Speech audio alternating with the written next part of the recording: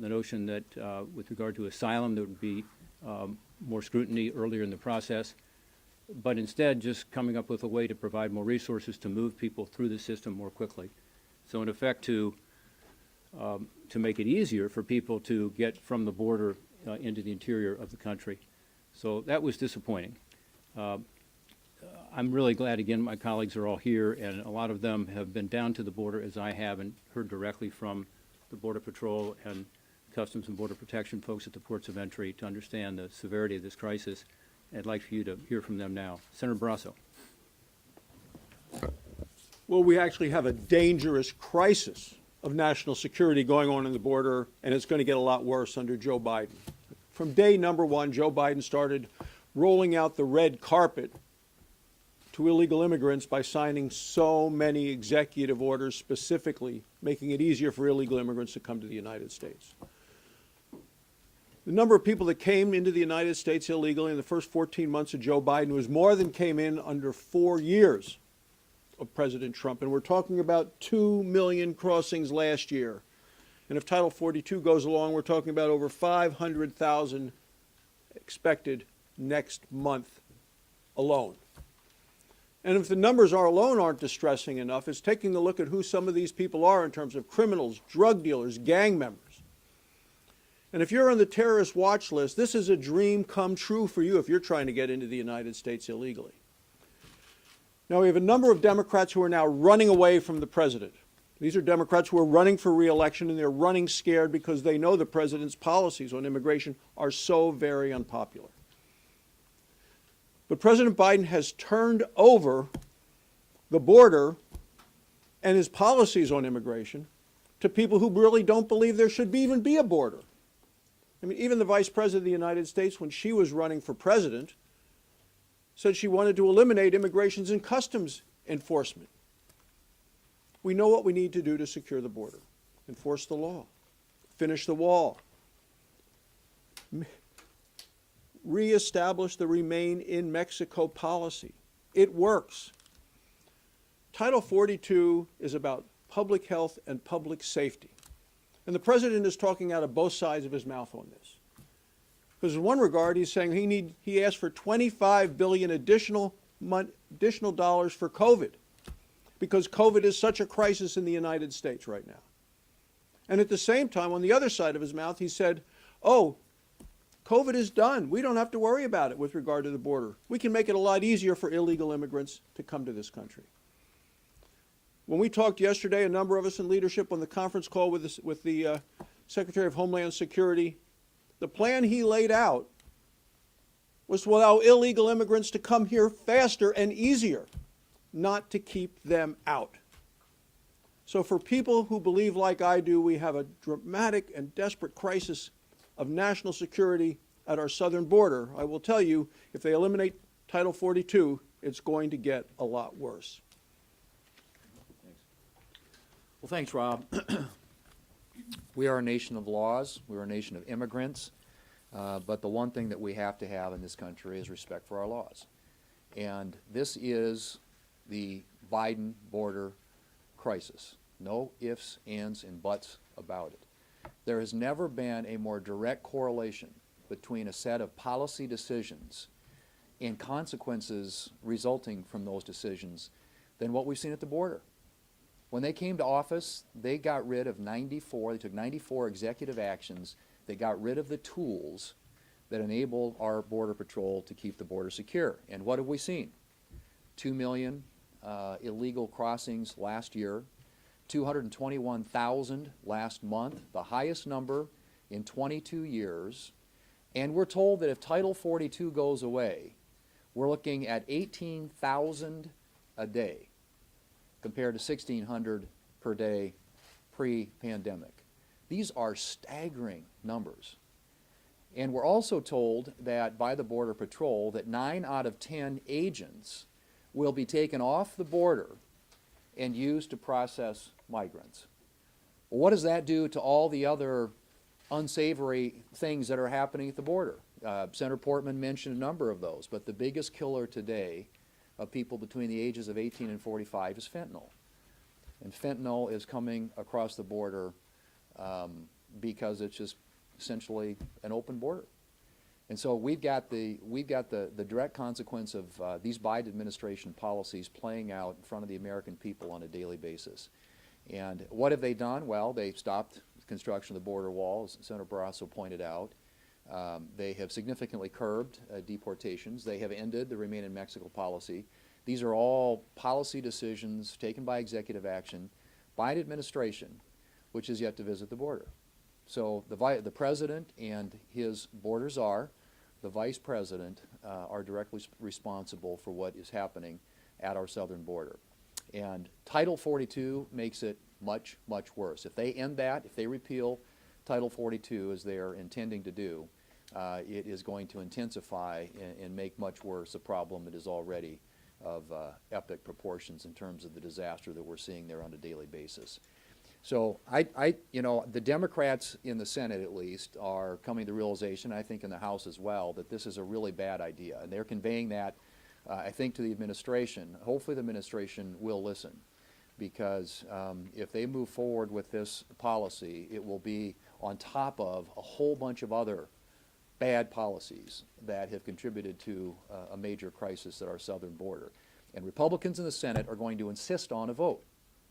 We want to vote. We want to put people on the record whether or not they support this really awful decision by this administration to backtrack yet again on a border policy that has at least had some success in controlling and keeping the number of illegal crossings somewhat under control.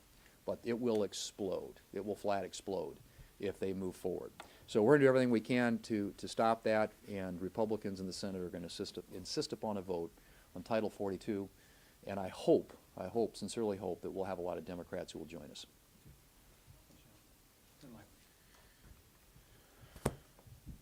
This is policy insanity. The Biden administration is getting the immigration policy that they designed. They stripped away all the restrictions for actually people crossing the border. They get this result. Now, with record high numbers of people illegally crossing the border, now they're saying, and we're going to drop Title 42 as well. So we get record high numbers now of illegal crossings, and they're going to say, we're going to strip away the last piece that we hadn't taken away before to increase this number even higher. Now, I remind everyone that's here of the simple fact the 221,000 encounters, as they called them, from the last month is a record high number. What people are not talking about as well are the 66,000 what they call gotaways that also happened last month. That is, the Border Patrol were so active trying to round up and engage this group of 221,000, they could see in the distance and count people crossing the border. There were 66,000 that we had no contact with, that we literally watched them come across the border. Who's crossing the border and what's happening at this point? Well, it's people from 157 different countries just in the last 6 months that have crossed the border. None of these individuals have a criminal background check actually carried out on them from their home country. They're doing a criminal background check if they've committed a crime in the United States before, but we have no idea in the country they're coming from if there's a criminal background at all. And for the 66,000 gotaways that happened just last month, we have no criminal background check in this country or in their previous country.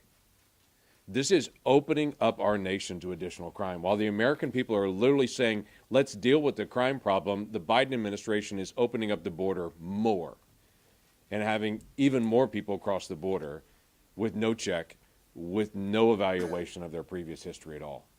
This is why I say it is policy insanity what they're doing. The plan that we were given yesterday, this plan statement that came in from Alejandro Mayorkas, this plan that was supposed to define out for us is not a plan at all. It's basically how they're going to move people into the country faster. It notes things like currently they're releasing people into the country and giving them 8 years before there's a hearing. They're going to now just catch and release people the same at a faster pace, moving them into the country and say, now you've got to check in within a year. But there is no evaluation.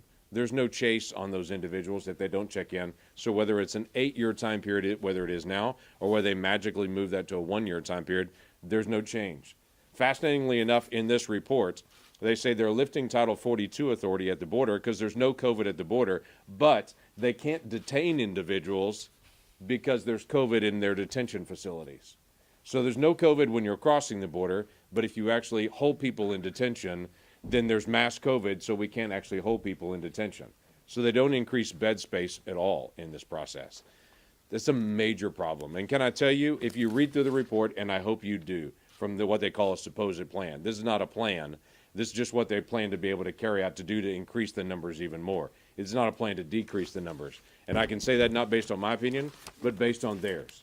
Go to the back of their report of their supposed plan on this. They end with their conclusion statement. May I read this to you? The conclusion statement says, despite the best efforts of our dedicated DHS workforce and our partners executing this comprehensive plan, a significant increase in migrant encounters will substantially strain our system even further. So their plan is not to reduce the number of people crossing. Their plan is, this is about to get worse, and we're aware that this is about to get worse. This is not a plan to stop illegal immigration. This is a plan to accelerate illegal immigration, and they even admit it. This has got to stop. The American people just want the enforcement of our laws. That is not too much to ask. Well, thank you all for being here, and thank you, Rob, for spearheading this. Well, we've been here before. We've been talking about this is at least the second or third press conference that I've been a party of to talk in a cautionary tale as to what we see over the horizon. And the administration, by their own admission by numbers, as James said, they are acknowledging that it will occur. So here we go again. Here we go again. But there's a couple differences. Significantly, as Senator Portman mentioned, our colleagues on the other side of the aisle, in growing numbers, are imploring the president to postpone, to relook, and to rethink the decision to get rid of Title 42 in May. And so we see those numbers. I think as we get closer to the date, we know these numbers are going to go up.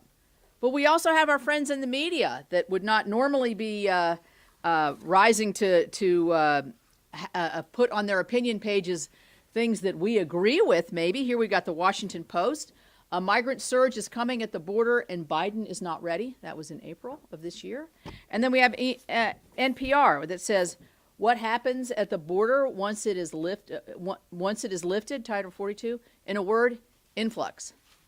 That's a mild word, I think, compared to what we think will happen, and know will happen. It's going to be a catastrophe.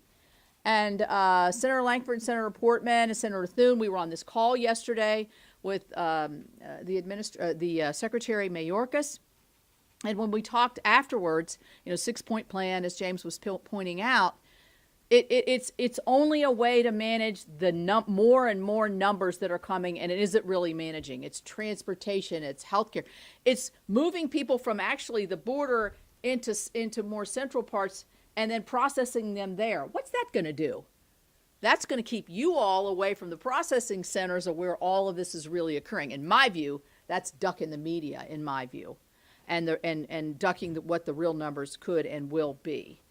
So I'm the ranking member on the Appropriations Committee for Homeland Security. We've been very generous with Homeland Security. We've provided them with a supplemental to help them deal with the surge. But this surge was here. When we see what's going to be the influx or catastrophe, as I would categorize it, that is another press on the appropriations and on the resources that we're going to be willing to look at and give to the Department of Homeland Security. So I think, and I specifically asked the Secretary that question, are you looking for another supplemental? And he very artfully answered sort of a maybe, I think would be a good way to characterize the way he answered that, very discouragingly. So I join with my colleagues, with my Democrat colleagues, with those in the media, with my folks at home are very concerned about this. Why would somebody in West Virginia be worried about this? Because we have the highest percentage of deaths from overdose per capita than any other state in the union. Fentanyl is killing our friends and neighbors, and it's all coming through the southern border. So the diversion of agents, and they're losing agents because the morale is terrible. Why would you want to be protecting our southern borders and be prideful of what you're doing in law enforcement every day when your president is just letting you get overrun? you can't disrupt the drug trade because you're so busy processing and doing all of the things that happens when 18,000 people come across the border every single day. So there's time, Mr. President, to rethink this. There's time for us to find a better way, and the plan needs to be deterrence, whether it's expedited removals, quick asylum adjudication to get that, the Remain in Mexico policy. We have some solutions here that worked under the Trump administration to keep these numbers down. It's time now to look seriously at these before this catastrophe descends upon us. Thank you. Yeah. Senator Cruz.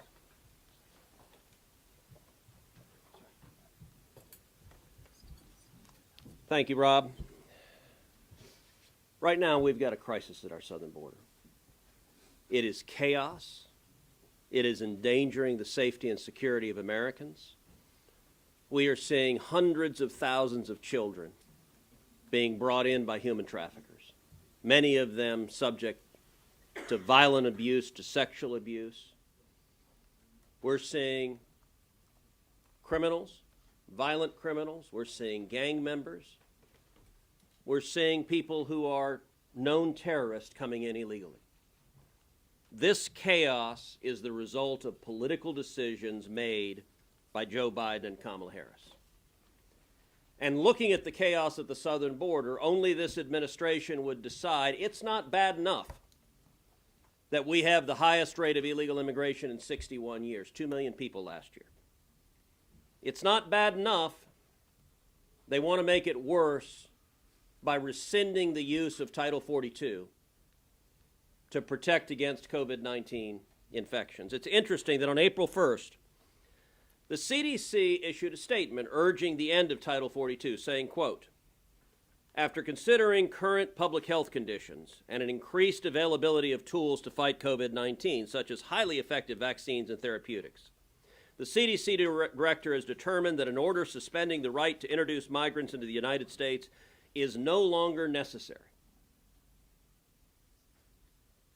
12 days later, on April 13th, the same CDC extended the order that everyone must wear masks on airplanes. So here's the Biden administration's reasoning. It's just fine, according to the CDC, for tens of thousands of illegal aliens to be released who may well have COVID-19, to surge into Texas communities where the hospitals are overrun, they are full, where the schools are full, where the jails are full.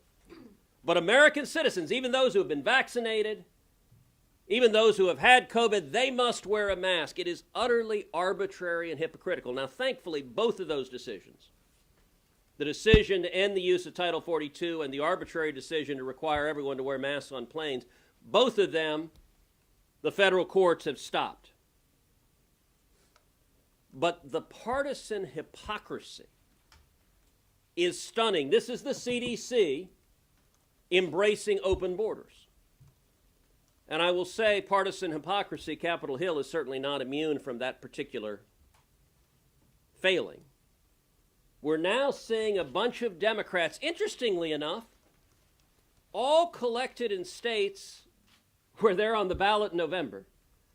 And they've suddenly discovered the American people don't like it when you have 2 million illegal immigrants, when you're releasing vast numbers of people in chaos. And so suddenly you got Democrats who are releasing statements saying we should not end Title 42.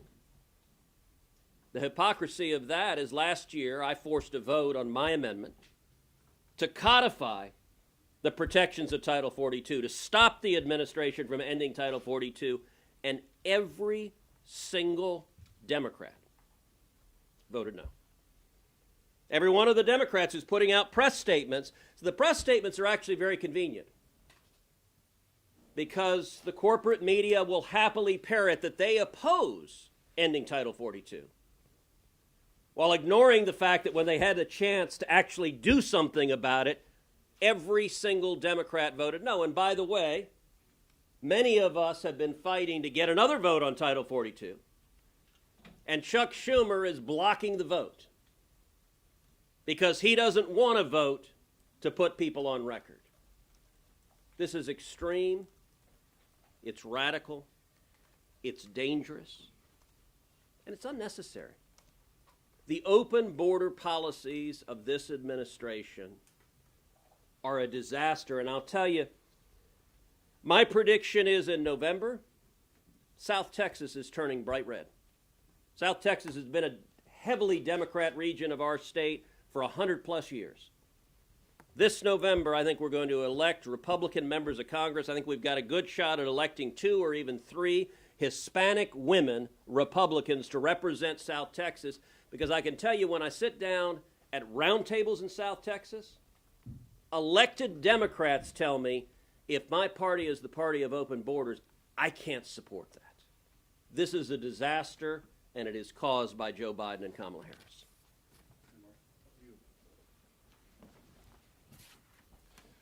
Well, this administration is either incompetent or they want this crisis. It has to be one or the other. Either they're incompetent or they want this crisis.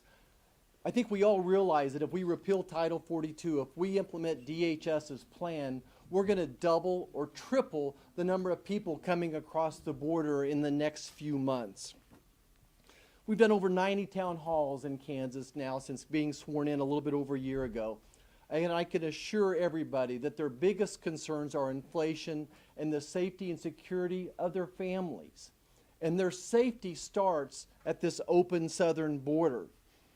I want to bring this issue home to Kansas. We're not a border state, in case you didn't have geography. We're in the heartland, the very middle of the country. And this is the front page of the Kansas City Star this Sunday.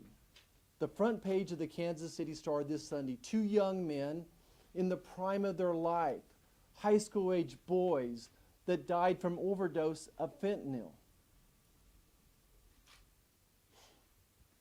We all should realize that a teaspoon of fentanyl could kill 1,000 or 2,000 people.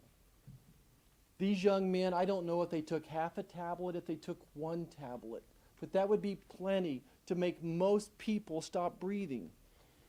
In the past 3 months, Kansas has had 2,500 drug overdoses. Last month, Wichita police officers on a routine traffic stop picked up somebody with 7,000 fentanyl pills. And again, each one of those pills could probably kill several people. We've apprehended, since Joe Biden was sworn in, over 6 tons of fentanyl seized at the border. I drive a Dodge Ram truck. I could back my truck up and fill that 10 or 12 times, and that's how much we've seized. And we could assume that multiples of that have got across the border. I think the only conclusion is, like I said, that this administration is either incompetent or they want this crisis. Thank you.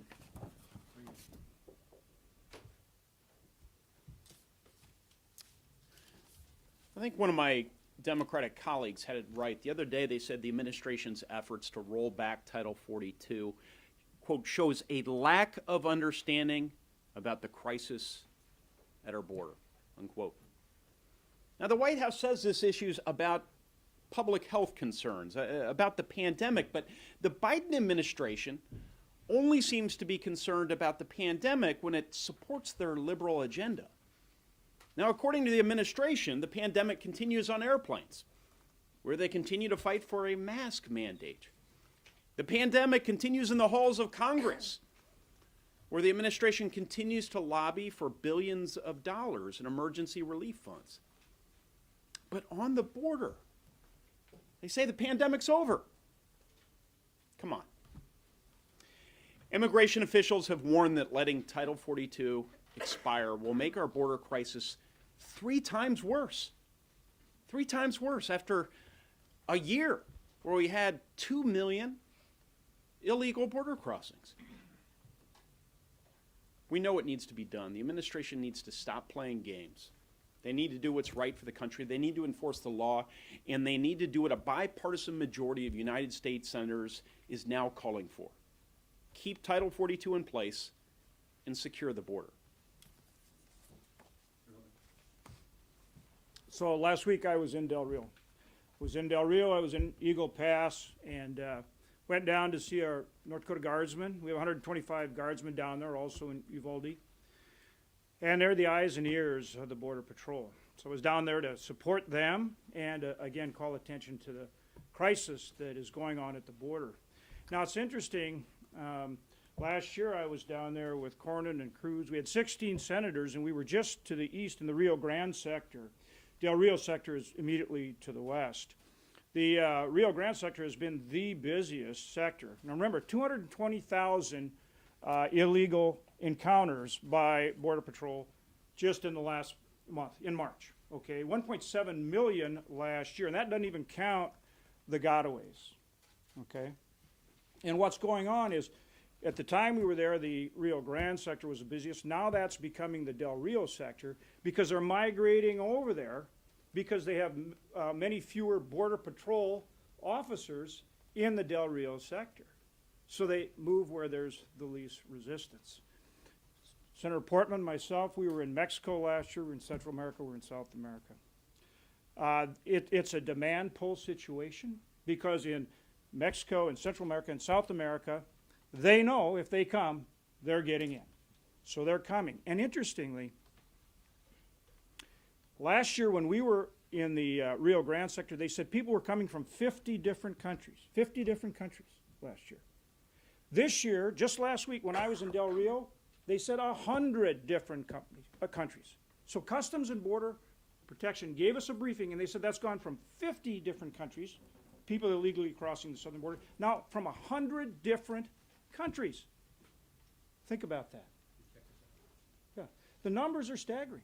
And remember, when you get those numbers from Homeland Security, and they talk about 220,000 encounters with people crossing the border illegally in the month of March, that doesn't count the gotaways, which can be maybe 40% more. And those are the folks that don't want to be encountered. Why? Because they have criminal records, they have drugs, they're human trafficking. That's what's going on. And if the administration lifts Public Order 42, it just gets worse. It just gets worse. When I was down there, we had two guardsmen from the North Dakota National Guard, Specialist Alvarado, Specialist Clem, who had just saved 5 migrants who were trying to cross at Del Rio. They were out there, and the river's high, the current is strong. There were 5 migrants that probably would have drowned. They went out and they got them, and they saved them at great risk to themselves. And we know what that risk is because we saw what happened to a Texas National Guardsman here just this week. He drowned out there trying to save migrants crossing illegal who were trafficking drugs. That's a tragedy. That's a tragedy. Why is this administration not stopping that? Why is this administration not stopping that? And we know it can be done. The last administration, the Trump administration, did it. You enforce you keep Public Health Order 42 in place. You enforce the Third Safe Country Protocol and the Remain in Mexico Protocol, and you build the border wall. And we can secure that border. Congress needs to push for it. The courts need to push for it, and the public needs to push for it. We need to get the Biden administration to enforce the law and secure the border.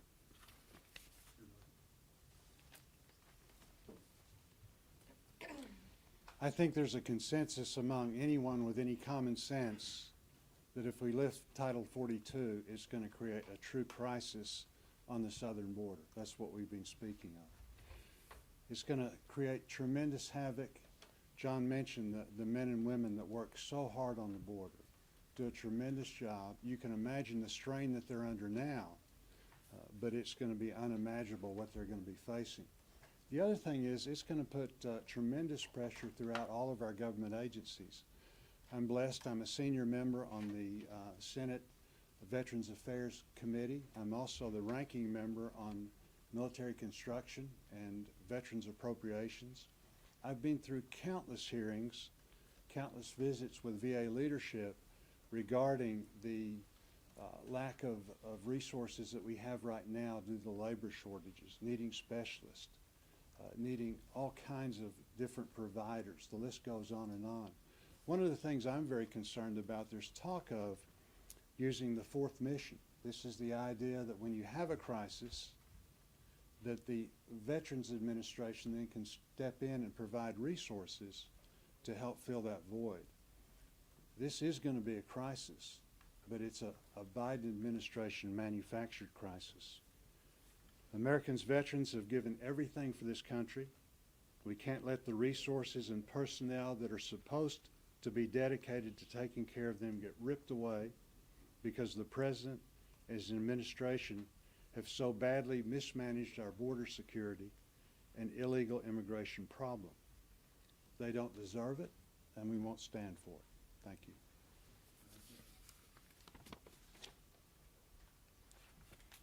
I think it's pretty clear that everyone that has spoken today just wants President Biden to do his job and to protect Americans. You know, this administration is continuing to just wreak havoc on the southern border. You know, it tells Americans that Title 42 is no longer necessary because COVID's behind us. And in the same breath, they're asking for billions of dollars in more COVID relief. How hypocritical is that? You know, it is amazing that the Biden administration is ending the COVID emergency for illegal immigrants, but is filing appeal on a federal judge's order to overturn the mask mandates on airplanes, trains, and buses. Eliminating Title 42, the consequences that we know that will bring, that, 1 million more people would cross the border in the first 6 weeks after Title 42 is eliminated, that's what we're looking at. It will make this issue that is already an unbelievable crisis, it will make it 3 times as bad as it is now. It is unreal that you've got an administration that is actually implementing this and defending it. You know, Shelley said, why is West Virginia so concerned? Let me tell you why Mississippi is so concerned. Interstate 10 and Interstate 20 run right through Mississippi. This past week, a driver was pulled over, and, you know, these law enforcement agents have such a hard time, but a driver was pulled over and arrested, a Texas man, for transporting over 3 pounds of these fentanyl pills that we're talking about. 3 pounds of this little pill. And it was right there in Rankin County in Mississippi. It's destroying lives. It's destroying families. Our job is to protect Americans. Our job is to enforce American laws. So, when it comes down to the Biden administration just simply using COVID as an excuse to push through these liberal policies, and it just doesn't matter what it's doing to the safety of Americans. It is unbelievable.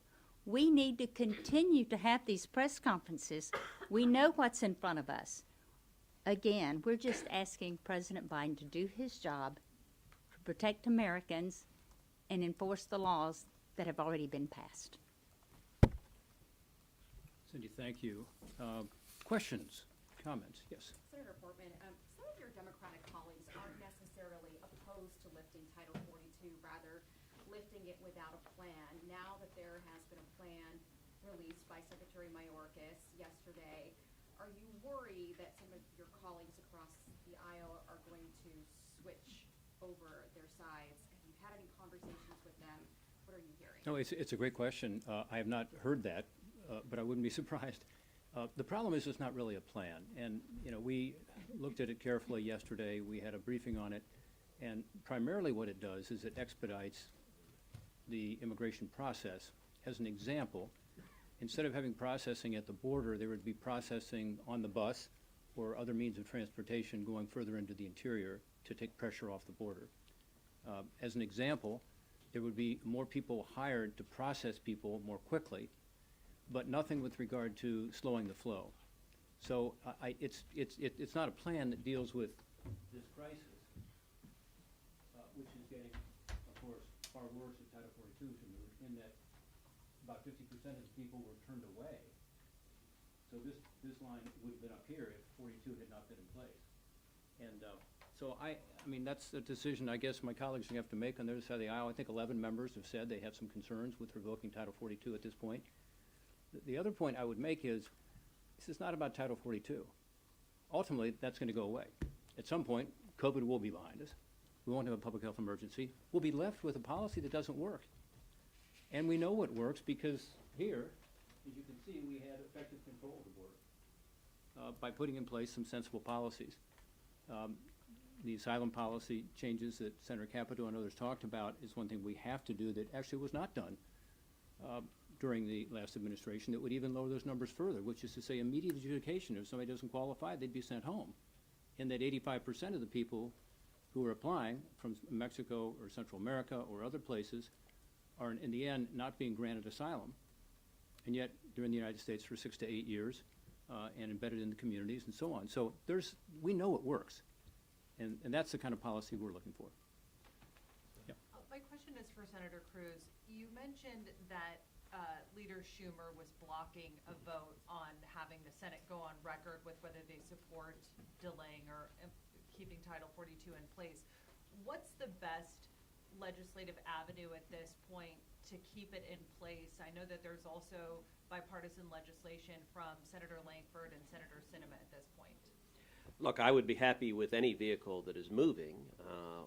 There was a couple of weeks ago before the recess, we were initially going to vote on their supplemental funding for so-called COVID relief, and many of us were conditioning that vote on voting on Title 42, and Schumer ultimately pulled it down. He supports the bill he wants to pass, but not at the price of actually having a vote on Title 42.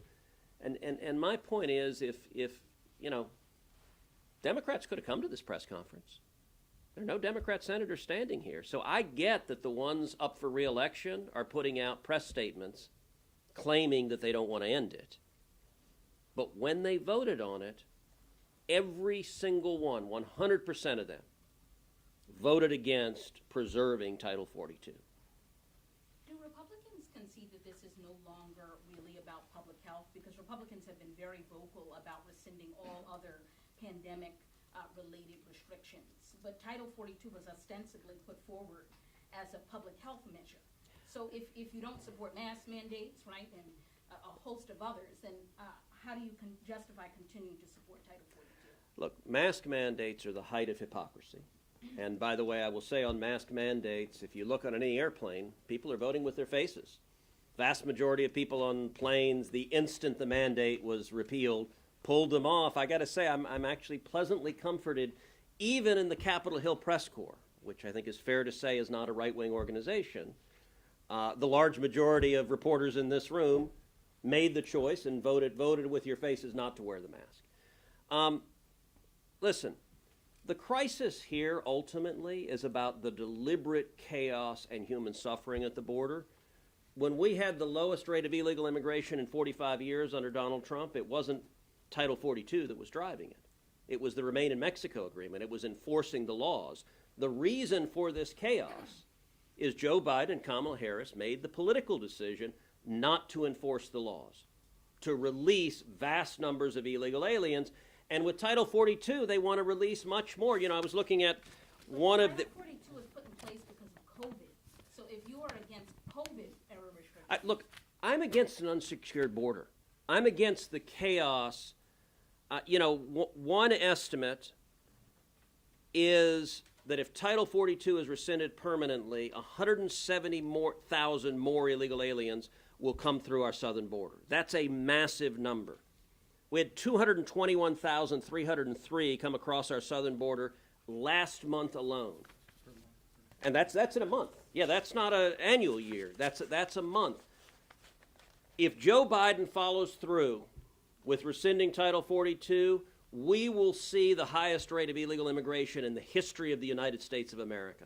That is their desired outcome. And on COVID, the utter hypocrisy of it.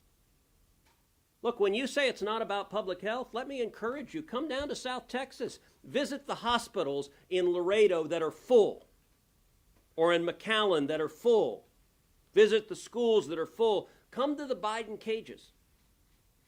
For 4 years, every Democrat and the corporate press talked about kids in cages, kids in cages. How many of y'all have done a story on the Biden cages? What you didn't report on is Barack Obama built those cages. The cages are more full today under Joe Biden than they ever have been. And the last time we went there with 19 senators, the rate of COVID positivity in the Biden cages was over 10%. So this is public health as well. But the Biden administration, the only group on planet Earth they don't care about having COVID is illegal immigrants who they want to release into this country. So you're saying it's not about COVID then? The rollback of Title 42, you're saying it's about immigration? It's about both. Because Title 42, as my colleague says, is implemented as a COVID measure. Yeah, let me take a crack at this also, because as I said earlier, Title 42 is not going to be there into the future. It's a public health order. It shouldn't be. You know, once we're beyond this COVID period, which is all the more reason we have to put in place sensible policies to deal with this crisis. Title 42 is not the long-term solution. It's not sustainable. It's just We all know that. convenient for now to address. It's not convenient. It's the fact that it's all there is. If we don't have it, if we don't have it, there will be. So there are 2 million people who come to the border now every year, based on last year's numbers, which is the highest it's ever been since 1924, when the Border Patrol started keeping statistics. By far the highest ever. If Title 42 is lifted, think about it. Instead of 2 million and 1 million people coming into the country, you have just by math now 2 million people coming into the country. And there are a lot more people coming also, as you've seen, all over the world. It's not just Central America. This chart, which is interesting, I think, because it talks about outside of Mexico and the Northern Triangle, the increase coming. It's 150 countries. It's people from not just Latin America, but Asia and Africa and the Middle East. So that is why taking away 42 would be a catastrophe right now.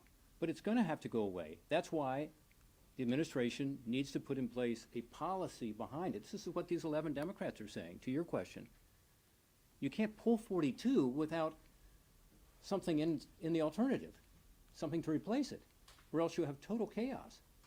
And that's what we're not seeing. And the proposal to deal with it, we heard about yesterday, again, is more to facilitate the vast increase in numbers rather than to deal with the numbers. And it's not fair. It's not fair to these countries in Central America and Latin America and really around the world who, as we talked, John Hoeven talked about being in Mexico, Central America, and Latin America with him last year. The presidents of these countries, who met with all 4 of them, all said the same thing. You guys are drawing our people north with your policies. Your asylum policy is a magnet. Stop doing that. It causes us problems. We don't want to lose all these people, first of all. But second of all, you know, the migrant caravans and so on coming through, stop it. Change your policies. Put in place sensible policies. That's all we're asking for. But in terms of sensible policies, are there any immigrants that your party can support at this point? You know what I mean? Like there's, I mean, it We're used to be we're strongly in Republicans say support you were of the legal party immigration. We're but strongly now- in support of legal immigration. Strongly. But how though? In what policy during this Congress have Republicans done anything to support legal immigration? Well, we strongly support legal immigration, period. I mean, America is the most generous country in the world in terms of bringing in legal immigrants. We're for that. I think I speak for all my colleagues. Do you support, for example, in the Competes Act, the provisions to offer, say, the most non-controversial immigrants of all, STEM PhDs, a green card? We're hearing from your colleagues all week that, you know, this is going to be too controversial for this Republican Party. Is the Republican Party at this point just a restrictionist party? No. I would support that, of course, and I always have. You staple the green card to the diploma. Senator Bozeman's got to go. You want to say something before you leave? The only thing I would remind is, we have these numbers, but as somebody that used to be the chair of Homeland Security, these numbers indicate people that are caught. It doesn't count the hundreds of thousands of people because the border guard is so tied up doing things that they're not trained to do, taking care of young children, things like that. You've got hundreds of thousands of others that are going across. The other thing I'd remind people is the border is secure on the Mexican side. The cartels don't allow anybody to cross without getting a cut. So it's a tremendous moneymaker for the drug influx that we're so very concerned about that's been talked about earlier. But Senator, does the increase in apprehensions have anything to do with the increase of appropriations? As a former chair of the Appropriations Committee, as you increase appropriations for the border, wouldn't that result in more apprehensions? No, I'm all for, plussing up border security. But that would make that chart go even higher, no? You do that with. No, because you We were actually, when I was chair, we were actually able to do things concerning building the wall, things like that, putting in security measures, all of those kind of things. So you can do this in a number of different ways.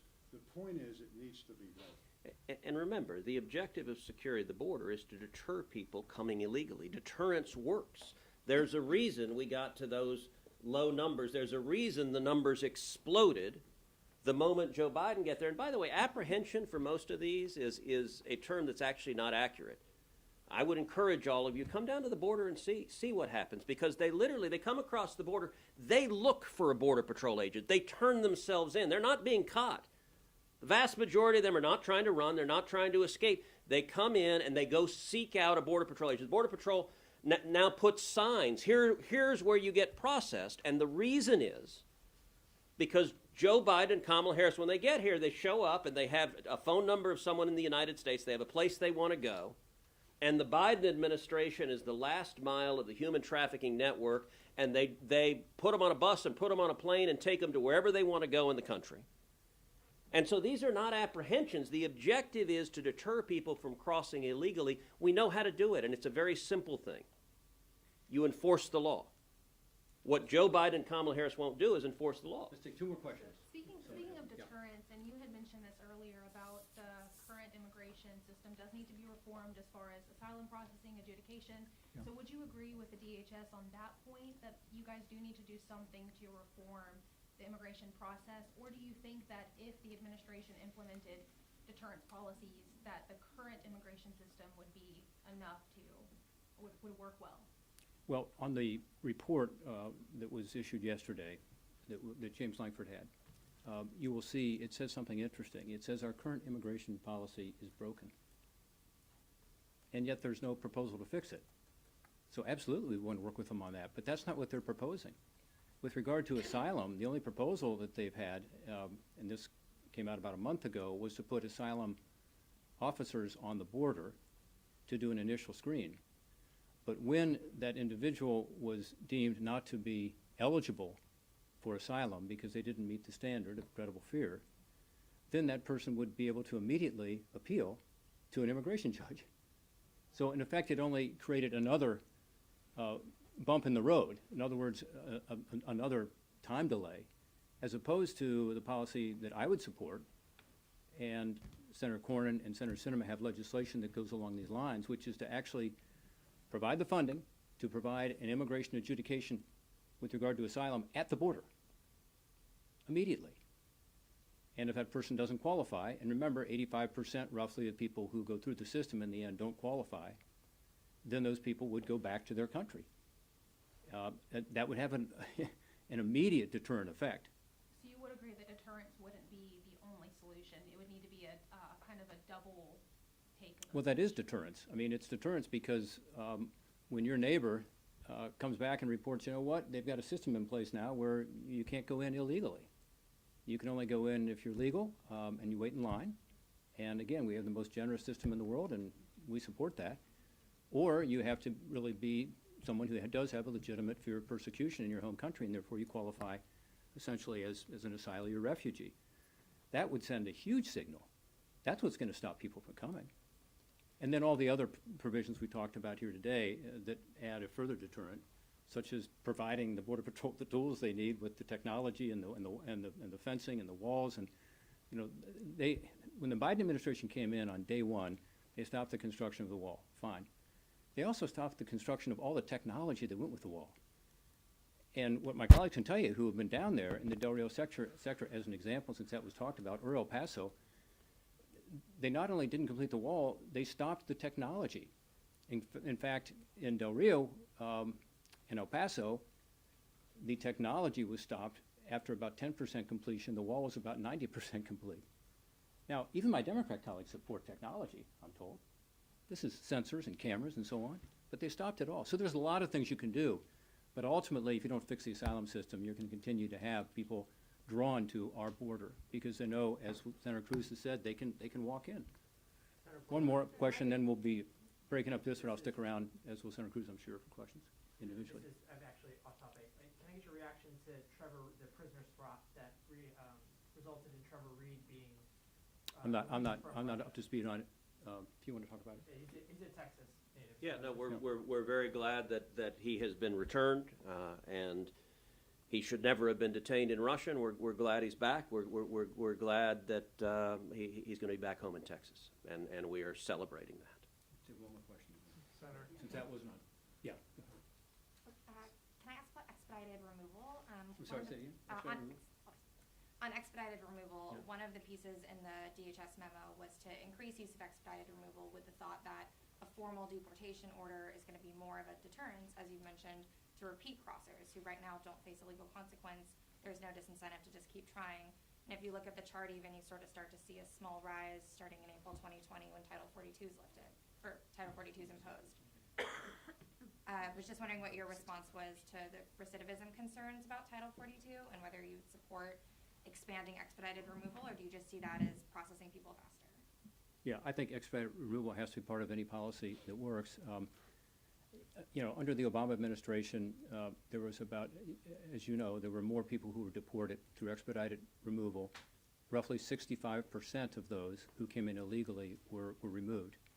The numbers we have for the Biden administration, which would be last fiscal year, the 8 months of the Biden administration, it's roughly 4%. So there's a huge difference even between the Obama years and the Biden years in terms of using expedited removal and actually deporting people who did not qualify to be in the United States. And it's a further example of what we're talking about. Is there's been a deliberate attempt through policy to change what we're doing at the border and also with regard to the interior, with regard to expedited removal and deportations. But so And Title this 40 is part of the magnet.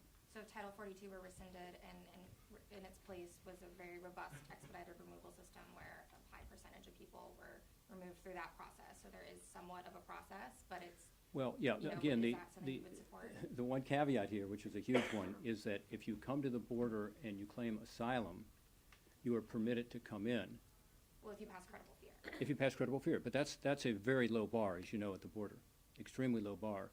So, and then you go through the process. And then at the end of the process, you know, roughly 15% are deemed to have qualified. But meanwhile, all these other folks are in the country. And so you have to deal with that issue as well, not just expedited removal. And then when that happens, is the person deported or not? Right now, again, the 5% figure, that is not happening. So it's a big change in terms of even the Obama years until this administration, much less from the Trump administration to now. Any comments on Senator, that? can I ask quickly, if you care deeply about the border, you also care deeply about Ukraine, and we're expecting a supplemental request. Yeah. Do you see that as an opportunity? We heard Senator Thune say we want to vote on this. Yeah. Is that going to be an opportunity to have a vote, especially considering it seems Democrats want to combine COVID and Ukraine supplementals? Yeah. My strong desire is to keep Ukraine separate from everything. And if Democrats decide they aren't going to keep it separate, Well, what does that mean? You know, and they'll have to figure so they can complement the vote. But the Ukraine supplemental is a desperate need. And if we don't provide it now, you'll see many more people who will die in Ukraine. And it's totally nonpartisan. At least it has been up to now, and it needs to continue to be. If you load it up with other things, it becomes necessarily a partisan product, one way or the other. Do you have a sense that if a combined COVID Ukraine bill could get 10 Republicans? I don't know. It certainly couldn't if it didn't have Title 42, and then you would lose a lot of Democrats. Okay. So let's not play So politics no, with Ukraine. without Title 42, anything with COVID aid would not. I don't think so. I mean, because we're so related. Doesn't make much It would be a sense to choice by provide- Democrats attaching Ukraine to whole Ukraine. Yeah, which we can't do. I mean, this is an urgent, again, even desperate need right now, is to continue to provide the Ukrainians what they need to defend themselves. As Russia is intensifying its efforts in the Donbass with heavier and heavier equipment, we have to at least give them the chance to survive. Senator, may I ask in Spanish, because I understand you speak Spanish, right? Mucho mejor en inglés. Además Sí, de- puede. Su inglés es mucho mejor que inglés. Hay una sola pregunta, ese mensaje, porque yo trabajo para NTN, un mensaje para los inmigrantes que están tratando de cruzar, porque para nosotros también hay otra tragedia, es que muchos muriendo, y no todos de enfermedades malas, usted sabe. ¿Algún mensaje para los inmigrantes tratando de cruzar? So I'm an answer. Okay, okay. Because I want to be careful not to take something Spanish that we need to. You know, it's a very dangerous journey for us. take that into account.